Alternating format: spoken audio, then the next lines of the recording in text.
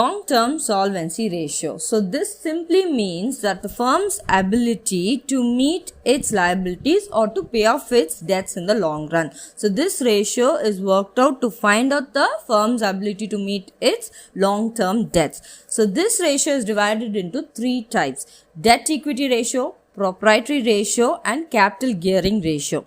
So if you take debt equity ratio, it is a ratio which is calculated to work out the long-term solvency position or dissolution of the firm in respect to the shareholders' funds invested in the firm. So the formula for debt equity ratio is long-term debts divided by shareholder funds. So if you take long-term debts, what are the items which are included into long-term debts? So long-term debts include debentures, bonds, long-term loans and other long-term borrowings. So if you take shareholder funds include equity share capital, preference share capital and reserves and surplus.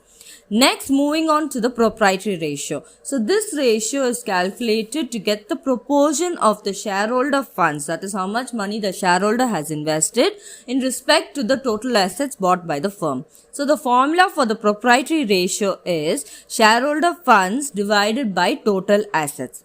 So now shareholder funds is already being explained in debt equity ratio, that is nothing but equity share capital, preference share capital and reserves and surplus. Whereas total assets includes current assets and fixed assets. Moving on to the capital gearing ratio. So capital gearing ratio is a proportion of fixed income bearing funds or fixed dividend in respect of the equity shareholder funds. So if you take funds bearing fixed interest or fixed dividend, it includes preference share capital, debentures, bonds, long-term borrowings carrying fixed interest. So in the problem, you'll have a percentage over there. Next, if you go to equity shareholder funds are equity share capital, reserves and surplus.